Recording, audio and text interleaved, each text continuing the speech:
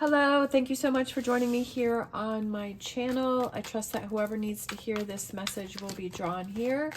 As always, take what resonates, leave what does not, especially since this is a general reading. This will not resonate for everyone. All right, if you are interested in any of the cards that I'm using, the links are down below.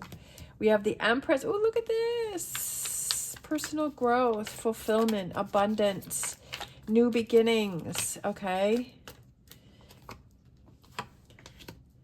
Page of Cups, Six of Pentacles, the Devil. All right, the Devil card can represent Capricorn, so feeling empowered, empowering yourself, but also setting yourself free from breaking those chains, right? Those chains that you have created that you feel tied down to. Queen of Cups, emotions and feelings. Two of Cups, right? Wow. So for some of you, there may be a new relationship. For some reason, friendship has come to mind. So you may be meeting a new friend. Could be a business partner. It could be a partner. I feel also could represent that your relationship that you have with your partner right now starts to become stronger. That you kind of realize those toxic habits that maybe you have created or thought about, like you work on those, and that results in your relationship becoming stronger without a doubt. With that Nine of Pentacles there, I love it. So exciting. I feel like these last two, we have the King of Swords. I feel like you're ready to approach this relationship in a different way. Okay, that's kind of what I'm feeling. And then we have the Page of Pentacles at the bottom of the deck. I feel like you're ready for, it's either a new relationship that is coming in, or a new partnership or a new friendship, but I feel like you approach this and it feels different. I feel like there's a good back and forth, or it's a current partnership that you have where you feel like there's more communication, there's more back and forth. I feel like you kind of realize sometimes the hardest thing to do is to take accountability for the way that we react or the way that we treat someone else, or you know what I mean? The thing is that, like, the people that we're closest to, those are the ones that we really kind of lash out at. Like, if there's something else that's bothering us, we will lash out at the person that is close to us, like that we feel closest to, even though that person didn't do anything wrong. But we feel that we need to lash out at and take out on that person. I feel like you kind of realize that maybe that's what you were doing, but I feel like there is something that is going on within yourself that you kind of realize, and you're like, you know what, I want to approach this in a different way. Or if there's a new relationship that is coming in for you, that you want to approach this in a different way. And it's also about forgiveness. Like, it's not forgiveness for the other person, it's forgiveness for yourself, so that you're not carrying those thoughts in your head and that it's becoming a burden. Okay, that you're able to release and let go. Nobody's perfect. You're not perfect. I'm not perfect.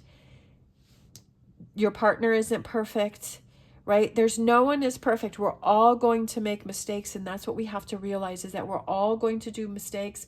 We're all going to do things that are going to hurt or bother another person, and even hurt and bother ourselves, because sometimes we make decisions for ourselves and we're like, why did I do that? I'm so upset with myself because I didn't or did do something. And it's not beating yourself up about that. That's what you need to learn from, right? That's how you have to look at it in a different way. And you have to learn from that situation and say, oh, okay, like, I'm not perfect. That person isn't perfect. What can I do to help with this situation, to bring the love back in, and this calmness and forgiveness. Forgiveness is about, again, working with yourself and knowing that you don't want to hold on to that, right? Just let it go, let it go, let it go, let it go, let it go, let it go. Like, it's not worth it. If it's something that needs to be, there needs to be a solution, or there needs to be an ending, or like there needs to be like a conversation about, then make sure that you have that so you can let it go. But then let it go and move on.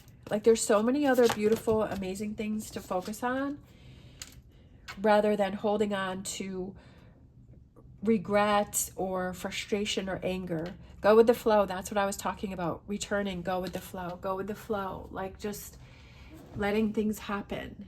okay? Just not letting, like, if again, like I was saying earlier, if it's a conversation, like you need to let someone know, you know, what you said really bothered me, or what you did really bothered me. Like, if you have to have a conversation, then have the conversation, so that you can have the closure and you can move on instead of holding on to it. It's helping yourself.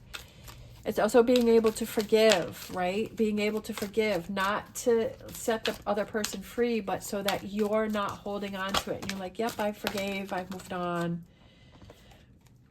Being fair to yourself. And then we have why, and then we have observer.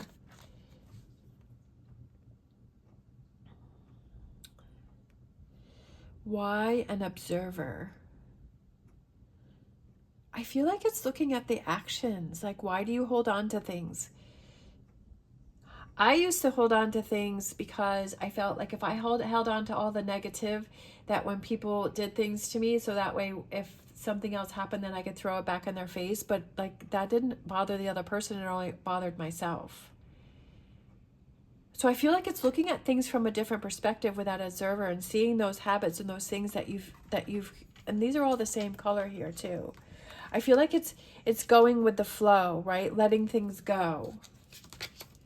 It's time for change, okay? It's time to do things differently. If it's not working the way that you're doing it, it's time for change. And then we have new life. It's time for a new life, right?